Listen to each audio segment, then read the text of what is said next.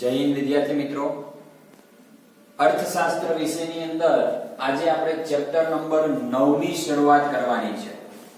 ગયા લેક્ચરમાં આપણે ચેપ્ટર નંબર 8 1991 થી આર્થિક સુધારા એ ચેપ્ટર આપણે કમ્પ્લીટ કર્યું. એનું સ્વાધ્યાય મેં તમને હોમવર્કમાં લખવા માટે આપ્યું હતું. દરેક વિદ્યાર્થીએ સ્વાધ્યાય નોટબુકમાં વ્યવસ્થિત અને સારા અક્ષરે લખ્યું હશે. 1991 થી જે આર્થિક સુધારા હતા એની અંદર આપણે ત્રણ સુધારા વિશેની માહિતી મેળવી હતી. ઉદારીકરણ, ખાનગીકરણ અને વૈશ્વિકીકરણ. કે ઉદારીકરણના કારણે શું પરિવર્તન આવ્યું, ખાનગીકરણ અને વૈશ્વિકીકરણને કારણે ભારતીય અર્થતંત્રમાં શું ફેરફાર થયા એ બધી માહિતી આપણે મેળવી. અને આજે આપણે એક નવા ચેપ્ટર તરફ આગળ વધીએ છીએ. ચેપ્ટરનું નામ છે રાષ્ટ્રીય આવક. વિદ્યાર્થી મિત્રો, રાષ્ટ્રીય આવક એટલે શું? તો એને ઇંગ્લિશમાં એવું કહેવાય છે નેશનલ ઇન્કમ. રાષ્ટ્રીય આવકને ઇંગ્લિશમાં શું કહેવાય છે? National income. હવે ટૂંકમાં હું તમને કહું કે રાષ્ટ્રીય આવક એટલે શું, અને ટૂંકમાં કેવું હોય તો એવું લખાય અહીંયા સાઈડમાં તમને બતાવું. દેશની કુલ આવક. રાષ્ટ્રીય આવક એટલે લખવું હોય તો શું લખાય? દેશની કુલ આવક. દાખલા તરીકે હું કહું કે ભારત દેશની કુલ આવક 150 કરોડ છે. તો 150 કરોડ એટલે ભારત દેશના દરેક વ્યક્તિની આવકનો એમાં સમાવેશ થયો. મેં તમને શીખવાડેલું છે માથાદીઠ આવક. માથાદીઠ આવક એટલે શું? તો કે પ્રત્યેક એક વ્યક્તિ દીઠની આવક, એટલે મારી એકની આવક, તમારી એકની આવક એટલે માથાદીઠ આવક. પણ અહીંયા આપણે વાત કરીએ છીએ રાષ્ટ્રીય, સંપૂર્ણ દેશની આવકની. એટલે દેશની જે કુલ આવક હોય એ કુલ આવકને શું કહેવાય છે? રાષ્ટ્રીય આવક કહેવાય છે. અને રાષ્ટ્રીય આવકને ઇંગ્લિશમાં શું કહેવાય? નેશનલ ઇન્કમ કહેવાય. શું કહેવાશે? National income. ચલો વિદ્યાર્થી મિત્રો, શુભ શરૂઆત કરીએ આપણે આ નવા ચેપ્ટરની. તો સૌપ્રથમ પહેલા ચેપ્ટરની શરૂઆત કરીએ એટલે આપણે શું શીખતા હોઈએ એની અંદર પહેલા તો પ્રસ્તાવના. શું શીખીએ?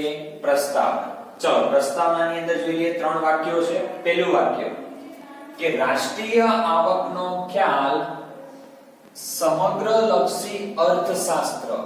સમગ્ર એટલે શું? સમગ્ર એટલે વિશાળ. વિશાળ એટલે એને અર્થશાસ્ત્રની ભાષામાં કહેવાય છે બૃહદ ખ્યાલ છે. કે રાષ્ટ્રીય આવકનો ખ્યાલ કેવો છે? બહુ જ મોટો વિશાળ ખ્યાલ છે. કોઈ એવું નથી કે નાની એવી ઇન્ફોર્મેશન આપણને રાષ્ટ્રીય આવકનો અર્થ આવી જાય, કે એનો અર્થ છે ખૂબ જ વિશાળ છે. એટલે અહીંયા કીધું છે કે રાષ્ટ્રીય આવક એ કેવું છે? સમગ્રલક્ષી અર્થશાસ્ત્રનો એક મૂળભૂત ખ્યાલ છે. બીજું, જો રાષ્ટ્રીય આવક વધે તો દેશની અંદર તંદુરસ્તીનું પ્રતીક ગણવામાં આવે છે. કેવું પ્રતીક ગણાય? તંદુરસ્તી. શા માટે? કારણ કે દેશની આવક ક્યારે વધે? જ્યારે લોકોની આવક વધે ત્યારે.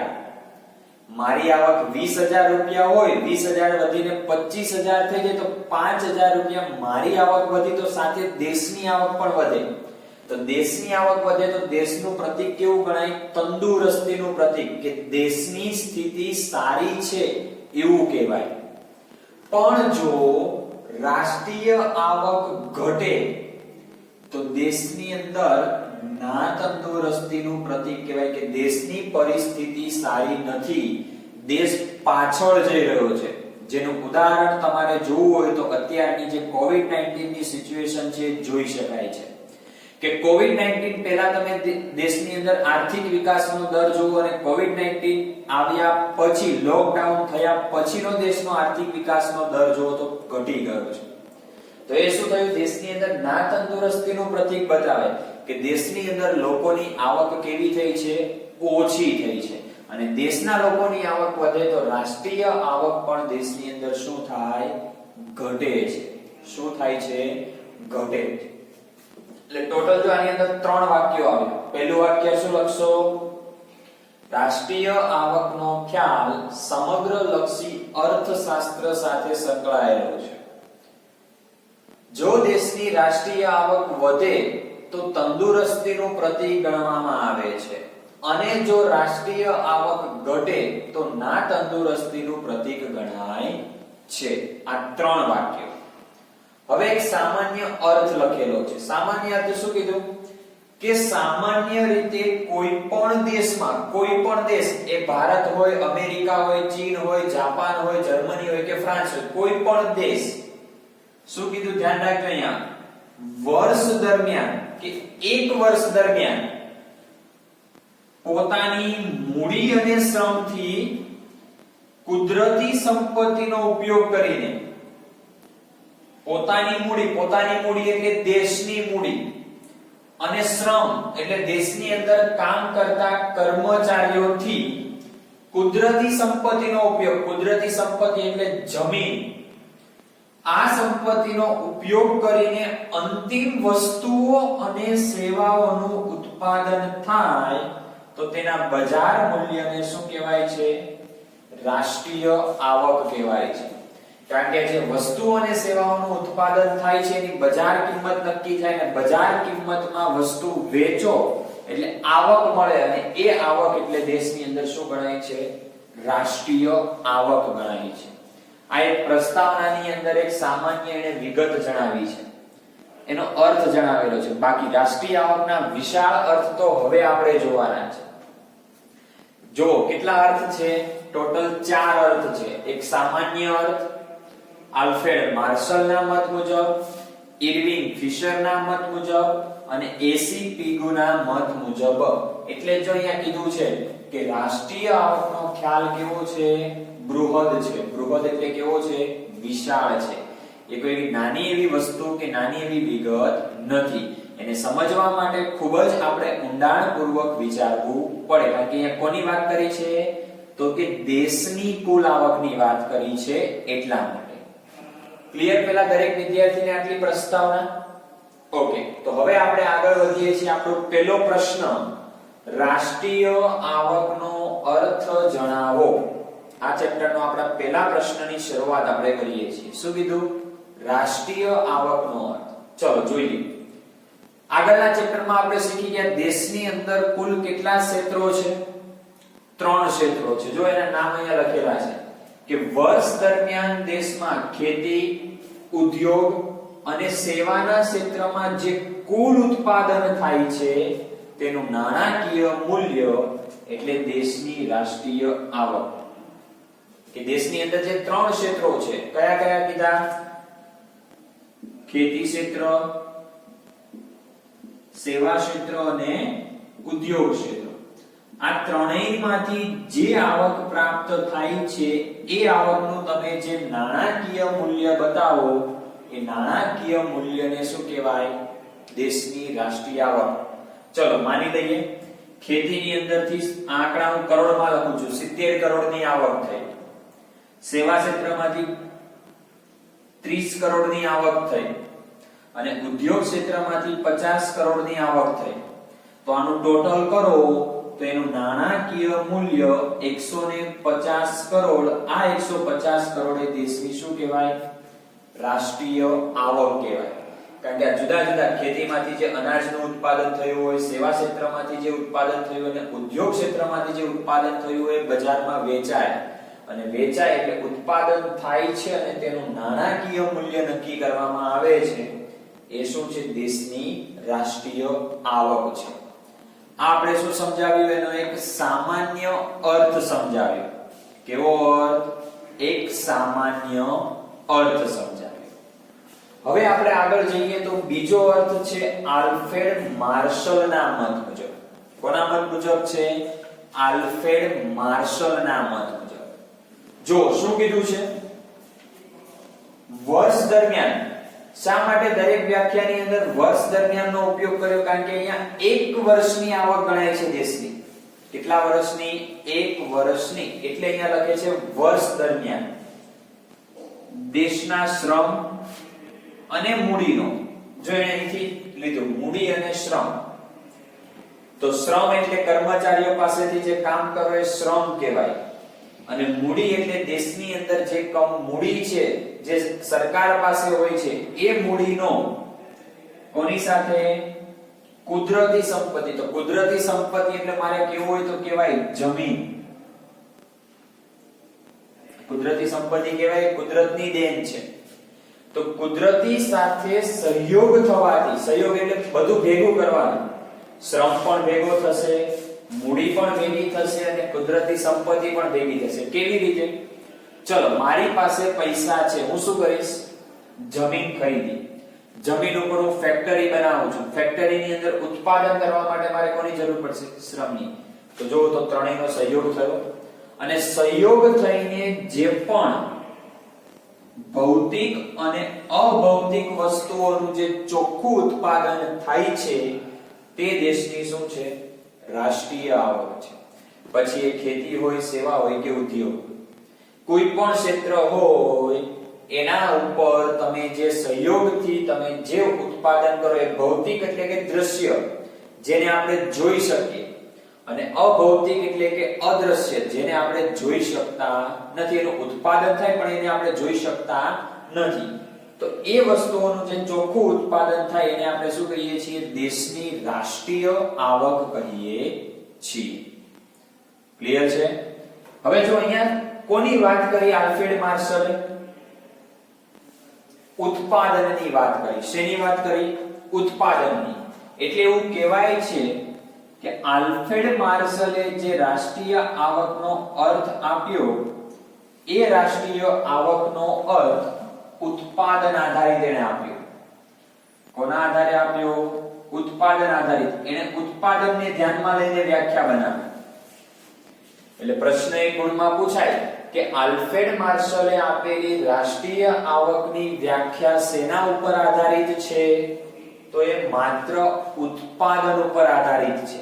કારણ કે અહીંયા ભૌતિક અને અભૌતિક વસ્તુઓના ઉત્પાદનને ધ્યાનમાં લીધું છે.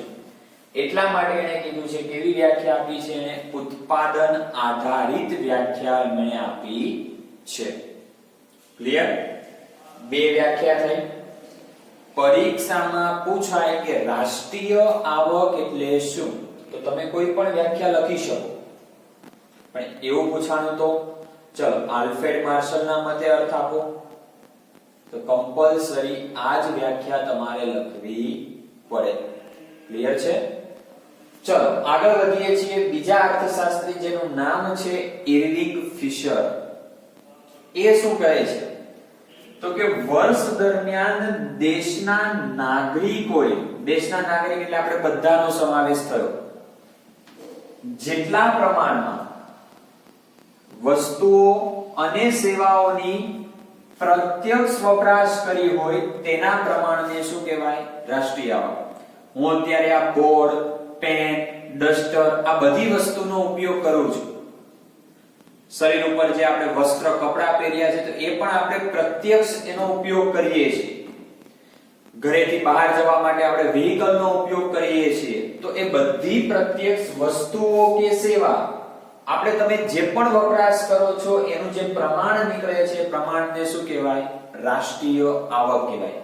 કારણ કે જો માર્કર પેન થી મારે લખવાની જરૂર પડે, ચલો આ માર્કર પેન ની કિંમત 25 રૂપિયા છે, તો બે માર્કર પેન હોય તો 50 રૂપિયાનો મેં ખર્ચ કર્યો, તો સામે કોઈકને આવક થઈ હશે. તો એ 50 રૂપિયા કોઈકના માટે આવક છે, તો એ આવક છેલ્લે તો કેમાં કેલ્ક્યુલેટ થાય? રાષ્ટ્રીય આવકમાં કેલ્ક્યુલેટ થાય. શેમાં થાય? કેલ્ક્યુલેટ રાષ્ટ્રીય આવકમાં થાય. હવે અહીંયા ધ્યાન રાખો, ઇરવિંગ ફિશરે શેની ઉપર ભાર આપ્યો? તો જો અહીંયા શું કીધું એને? વસ્તુઓ અને સેવાઓની પ્રત્યક્ષ વપરાશ. શેના ઉપર એને ભાર આપ્યો? વપરાશ.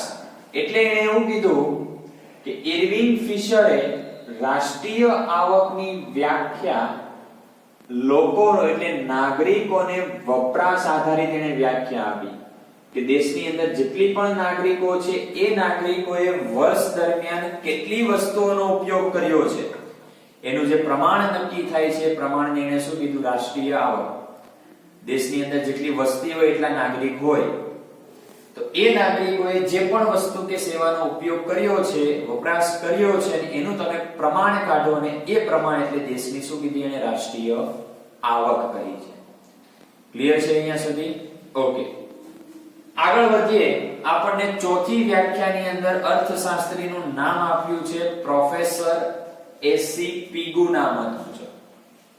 જોઈએ એસી પિગુએ શું કીધું છે રાષ્ટ્રીય આવક માટે? કે રાષ્ટ્રીય આવક એ વસ્તુઓ અને સેવાઓનો એવો પ્રવાહ છે જેની ચૂકવણી નાણાં દ્વારા કરવામાં આવી હોય છે. શું કીધું? રાષ્ટ્રીય આવક વસ્તુઓ અને સેવાઓનો એવો પ્રવાહ છે જેની ચૂકવણી શેના દ્વારા? નાણાં દ્વારા. મેં કીધું માર્કર પેન ખરીદવી છે તો મારે નાણાંની ચૂકવણી કરવી પડશે, ત્યારે મને એનો વપરાશ કરવા મળશે. અથવા જેને નાણાંમાં સહેલાઈથી રજૂ કરી શકાય છે.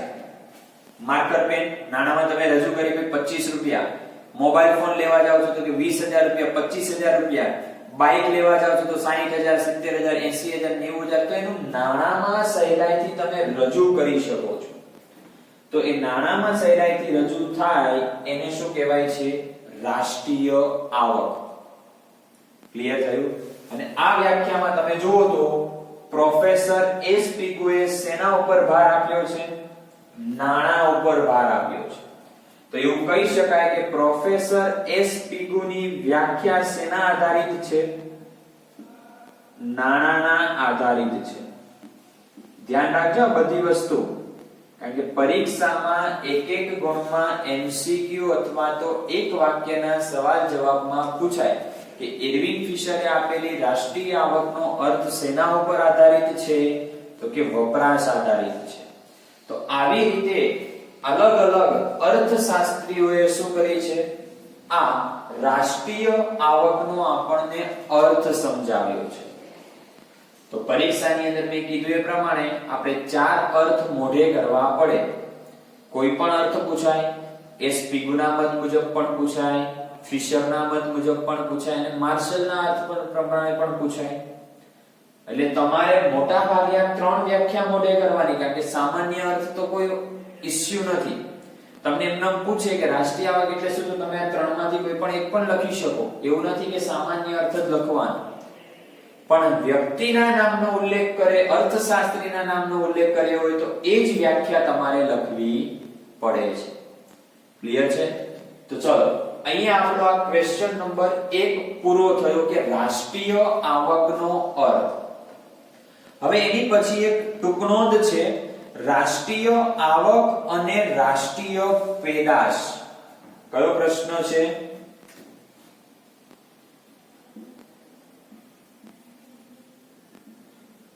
રાષ્ટ્રીય આવક અને રાષ્ટ્રીય પેદાશ, આ આપણો બીજો પ્રશ્ન. હવે અહીંયા ધ્યાન રાખજો, ઘણા વિદ્યાર્થીઓ આ શબ્દને સેમ જ સમજે છે કે રાષ્ટ્રીય આવક એટલે દેશની રાષ્ટ્રીય પેદાશ, કે દેશમાં જેટલી વસ્તુનું પેદાશ એટલે ઉત્પાદન થયું હોય એ દેશની શું બને છે? રાષ્ટ્રીય આવક. તો એવું નથી. આ બંને વસ્તુ એકબીજાથી શું છે? અલગ છે. શું છે? અલગ છે. કેવી રીતે અલગ છે? જો ચોપડીમાં પહેલા સમજાવેલું છે કે વર્ષ દરમિયાન ઉત્પાદનના 4 સાધનો. કયા કયા છે ઉત્પાદનના સાધનો? બોલો તો. જમીન, મૂડી, શ્રમ અને નિયોજક.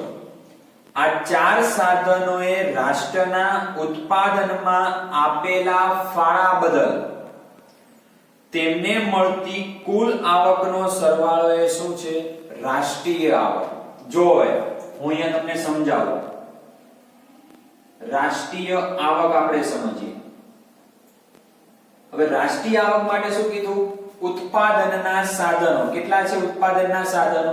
4. બીજા ચેપ્ટરમાં અને પહેલા ચેપ્ટરમાં શીખીને આવ્યા કે જમીન હોય તો આપણને શું મળે? ભાડું મળે. મૂડી હોય તો વ્યાજ મળે. શ્રમ હોય તો વેતન મળે. અને નિયોજક એટલે કે માલિક હોય તો એને શું મળે? નફો મળે. જો એની અંદર સૂત્ર લખેલું છે ભાડું, વેતન, વ્યાજ અને નફો, આ ચારનો તમે સરવાળો કરો તો એ શું કહેવાય? રાષ્ટ્રીય આવક કહેવાય. શું કહેવાય? રાષ્ટ્રીય આવક. અને આપણને આ ચારે ચાર વ્યાખ્યામાં એ જ સમજાવેલું છે. કારણ કે દરેક જગ્યાએ તમે જો અહીંયા શ્રમ અને મૂડીનો શબ્દનો ઉપયોગ છે, અહીંયા વસ્તુ અને સેવાઓનો વપરાશ, તો આ બધી વસ્તુ અને સેવાઓનો આપણે વપરાશ કરીએ જ છીએ, અને અહીંયા નાણાંની આપણે સામે ચૂકવણી કરીએ છીએ, તો એ ચારેયનો સરવાળો કરો એટલે શું બને છે? દેશની રાષ્ટ્રીય આવક બને છે. શું બને છે? રાષ્ટ્રીય આવક બને છે. ક્લિયર? ચલો એની પછી આગળ કીધું છે રાષ્ટ્રીય પેદાશ. જો એની અંદર કે વર્ષ દરમિયાન ઉત્પાદનના સાધનોથી દેશના જુદા જુદા ક્ષેત્રો, તો કયા કયા ક્ષેત્ર છે દેશની અંદર? જો ત્યાં કૌંસમાં લખેલા છે ખેતી, ઉદ્યોગ અને સેવા લખેલા છે. અંતિમ સ્વરૂપની વસ્તુઓ અને સેવાઓના કુલ ઉત્પાદનના મૂલ્યોનો સરવાળો એટલે રાષ્ટ્રીય પેદાશ. મેં અહીંયા તમને કીધું ભાઈ ખેતીમાંથી 70 કરોડનું ઉત્પાદન થયું, સેવામાંથી 30 કરોડનું ઉત્પાદન થયું, ઉદ્યોગમાંથી 50 કરોડનું ઉત્પાદન થયું, તો આનો સરવાળો કરો તો 150 કરોડનું ઉત્પાદન એ કુલ ઉત્પાદન કહેવાય. અને કુલ ઉત્પાદન એટલે એને આપણે શું કહીએ છીએ? રાષ્ટ્રીય પેદાશ કહીએ છીએ. શું કહીએ છીએ? રાષ્ટ્રીય પેદાશ. જો એની અંદર કીધું છે ટૂંકમાં રાષ્ટ્રીય પેદાશ એટલે ખેતી, ઉદ્યોગ અને સેવા ઇઝ ઇક્વલ ટુ એનું કુલ ઉત્પાદન એટલે શું બને? દેશની અંદર રાષ્ટ્રીય પેદાશ બને. શું બને? રાષ્ટ્રીય પેદાશ. એટલે જો આ બંને વચ્ચેનો તફાવત છે, બંને વચ્ચેનો શું છે? આ તફાવત. ક્લિયર છે? ઓકે. હવે રાષ્ટ્રીય આવકમાં આપણને શું કીધું? ઉત્પાદનના સાધનોમાંથી આપણને જે મળે છે તો ભાડું, વ્યાજ, વેતન, નફો એ આવક છે. પણ દેશની અંદર ઉત્પાદનના સાધનોની સાથે સાથે એના જુદા જુદા ક્ષેત્રો, તો કે ખેતી, ઉદ્યોગ અને સેવામાંથી મળતું જે છે એનો કુલ સરવાળો એટલે ઉત્પાદન, અને ઉત્પાદન એટલે દેશની રાષ્ટ્રીય પેદાશ. ક્લિયર થયું બંને વચ્ચેનો તફાવત? ઓકે. આગળ જોઈએ. જો રાજ્યનો હસ્તક્ષેપ ન હોય એટલે કે કરવેરા વગેરે ન હોય, કારણ કે તમે વસ્તુનું ઉત્પાદન કરો તો આપણને ખબર છે કોઈ પણ વસ્તુ ખરીદી કરવા જાવ તો આપણે સરકારને ટેક્સ આપવો પડે. તો અહીંયા એ જ કીધું છે જો સરકારનો હસ્તક્ષેપ, સરકાર કરવેરા ન લેતી હોય તો, અને વિદેશ વેપાર ન હોય, વિદેશ વેપાર એટલે વસ્તુની જે આયાત નિકાસ છે ન હોય, તો રાષ્ટ્રીય આવક અને રાષ્ટ્રીય હોય એટલે સરકાર પાસે મૂડી ભંડોળ થાય નહીં, સરકાર પાસે આવક નથી. આયાત નિકાસ ના કરો તો આપણા દેશની વસ્તુ વિદેશમાં અને વિદેશની વસ્તુ આપણા દેશમાં જોવા મળે નહીં, અને ન જોવા મળે એટલે બંને કેવા બની જાય? એક સરખા. આગળ વસ્તુઓ ઉપરના વેરાને લીધે રાષ્ટ્રીય પેદાશ રાષ્ટ્રીય આવકથી કેવી હોય છે? વધુ. કારણ કે વસ્તુઓ ઉપર ટેક્સ લાગે. ખેતી છે, ખેતીની અંદર જે પણ વસ્તુનું ઉત્પાદન થાય છે ખરીદવા જાવ બજારમાં ટેક્સ લાગશે. એટલે રાષ્ટ્રીય આવક કરતા રાષ્ટ્રીય પેદાશ કેવી હોય? વધારે હોય. કારણ કરવેરાને કારણે કિંમત ઉત્પાદન ખર્ચથી કેવી હોય છે? વધારે. ઉપરોક્ત ઉત્પાદકોને સરકાર તરફથી મળતી સબસિડીઓના કારણે રાષ્ટ્રીય પેદાશ રાષ્ટ્રીય આવકથી કેવી હોય છે? ઓછી. કે ખેતીની અંદર અત્યારે આપણને ખબર છે ગવર્નમેન્ટ સબસિડી આપે છે. ખેતીના જુદા જુદા સાધનો, ટ્રેક્ટર લેવું છે તમારે, કોઈ જગ્યાએ યંત્રો લેવા છે, ટ્રેક્ટર માટેના સાધનો લેવા, તો દરેકની અંદર ગવર્નમેન્ટ સબસિડી આપે છે. તો સબસિડી આપે તો ખેતીની અંદર ઉત્પાદન થાય, ઉત્પાદનની કિંમત શું થાય? ઘટે. અને ઘટે એટલે રાષ્ટ્રીય આવક વધુ થાય અને રાષ્ટ્રીય પેદાશ કેવી થાય? ઓછી થાય. ક્લિયર છે? તો અહીંયા આપણે આજે બે પ્રશ્નો કમ્પ્લીટ કર્યા, રાષ્ટ્રીય આવકનો અર્થ અને રાષ્ટ્રીય આવક અને રાષ્ટ્રીય પેદાશ વચ્ચેનો તફાવત. ચલો હવે આપણે વાત કરીએ આજના હોમવર્કની. તો હોમવર્કની અંદર વિદ્યાર્થી મિત્રો પહેલા તો તમારે ચોપડાની અંદર હેડિંગ આપીને પ્રસ્તાવના લખવાની છે, અને પ્રસ્તાવના લખાઈ ગયા પછી આ બે પ્રશ્ન રાષ્ટ્રીય આવકનો અર્થ લખવાનો છે અને બીજો પ્રશ્ન રાષ્ટ્રીય આવક અને રાષ્ટ્રીય પેદાશ બંને વિગતે ચોપડીમાંથી તમારે જે બે પેરેગ્રાફ લખેલા છે બે પેરેગ્રાફ લખવાના છે. ક્લિયર છે? ઓકે, તો હવે આપણે મળીશું વિદ્યાર્થી મિત્રો નેક્સ્ટ લેક્ચરમાં. જય હિન્દ.